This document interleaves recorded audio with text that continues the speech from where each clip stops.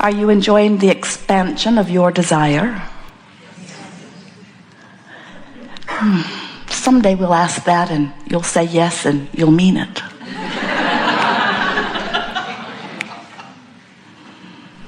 Oh, we're just playing with you a bit here, but you will never stop being in a place where your environment no longer gives birth to something more that is wanted. And we revel in your contrast. You don't, but we do. Because we remember the plan. We remember that you were willing to expose yourself to an environment that would inspire new ideas. And we all knew at that time, before your birth into these bodies, that when that new idea was born from the contrast, that it would take a while for you to get up to speed with it, because the contrast is surrounding you. And in order for you to give birth to a new desire, you have to, in a way, assimilate all of the contrast. So by assimilating all of the contrast, the negative stuff is in there for a while, isn't it? In other words, when you know what you don't want, that's when you much more clearly know what you do want. And from the non-physical point of view, the knowing what you do want is so worth the knowing what you don't want. In other words, the expanded version of you is so worth the contrast that gives birth to it. Most humans, if you visit to them before they've had a chance to listen to our reasoning for a while, would explain to you something far different from how we see their reason for being here. Most people do not realize that you, in your human physical form, are extensions of that which is source, and that you deliberately exposed yourself in this leading edge environment to the variety for the purpose of giving you a new horizon, a new idea, a new dream, a new goal, a new purpose, a new wanting, a new something that is more. And you knew when you made the decision to focus part of this source energy that is really you into your human form, you knew that the variety would cause constant preferences to be born from you. You knew that when there wasn't enough of something that you wanted, that you would ask for more. And you did not mean that you would ask for it with your words, because you know that all species, even those without language, are asking and being answered. You knew that even those humans who are without language because of their age or for some other reason are not asking with your words, you're asking with your vibration, you're asking with your being. Life just causes you to ask.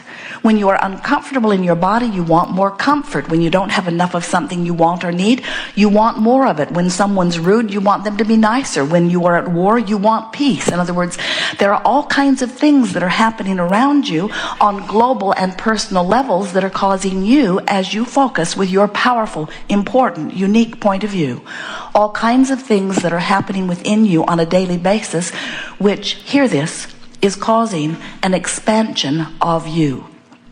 And the reason that we put it in that way so carefully is because we want you to realize that everything that you live, and therefore everything that life causes you to ask for, the larger part of you becomes it in the moment that you ask. Do you get that? Do you know that you are source energy in a physical body, and that the source energy part of you rides the rocket of desire every single time, so that when you are sick and you want to be well, the non-physical part of you is well, in fact weller than you were before you got sick.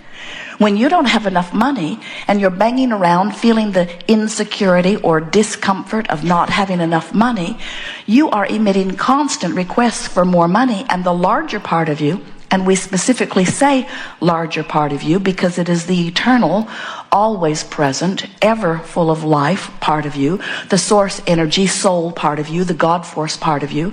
That part of you expands and stands in vibrational attention to the evolved, expanded version of you.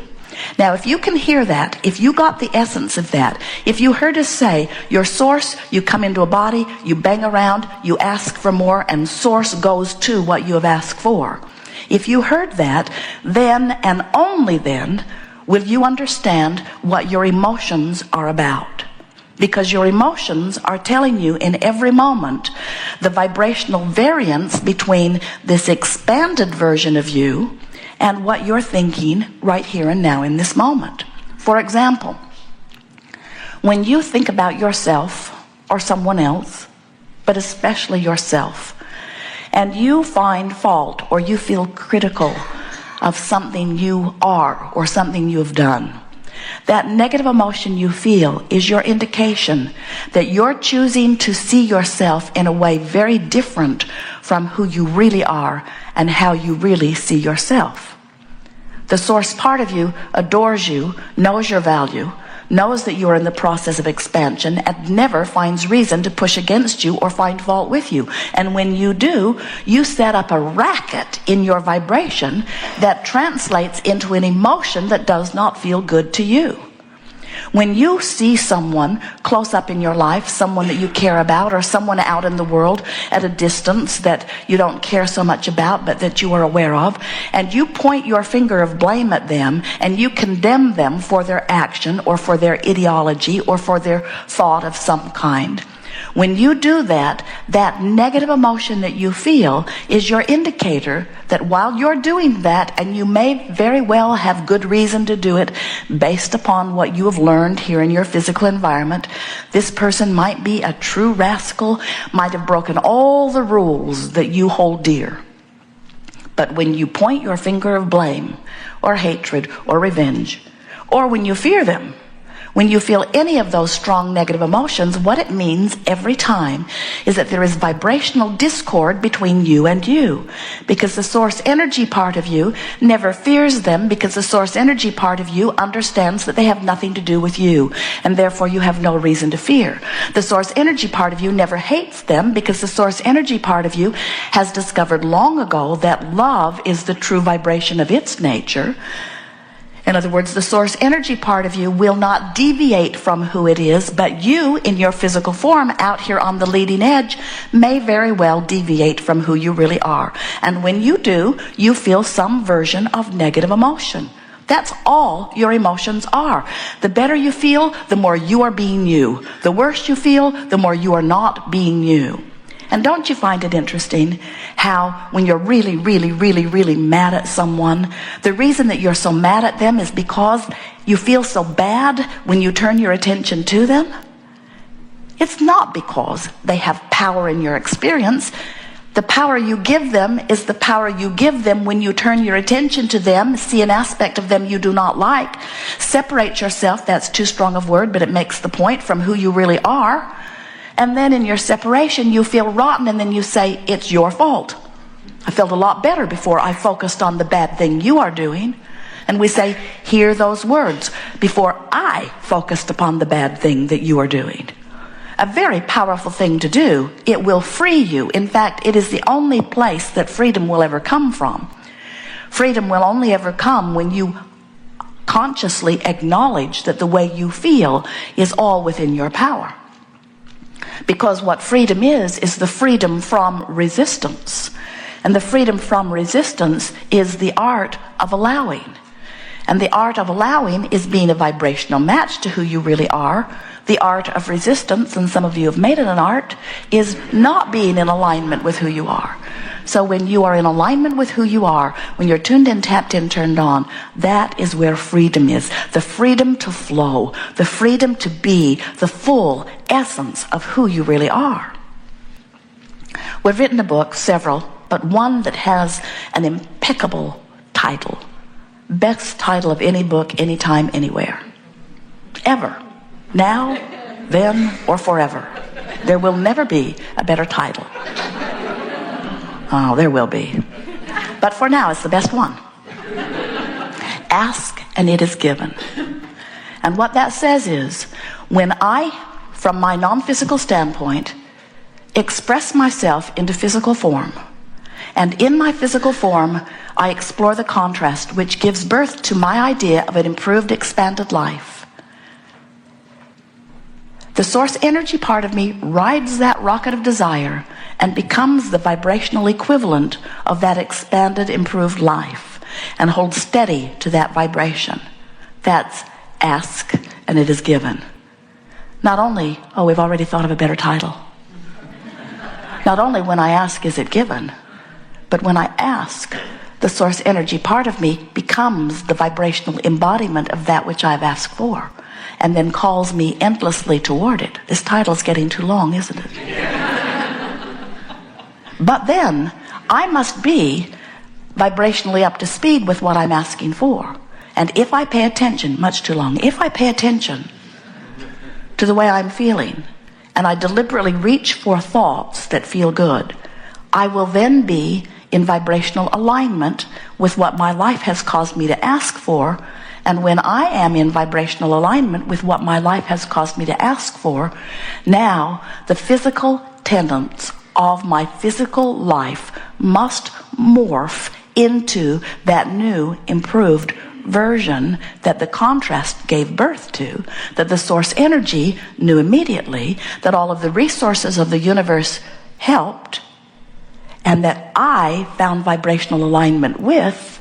And so now I see that I have asked, and indeed it was given, and now I have come into vibrational alignment with it, and now I am living the fulfillment of what I asked for and what was given, because I now understand the art of allowing. Much better title.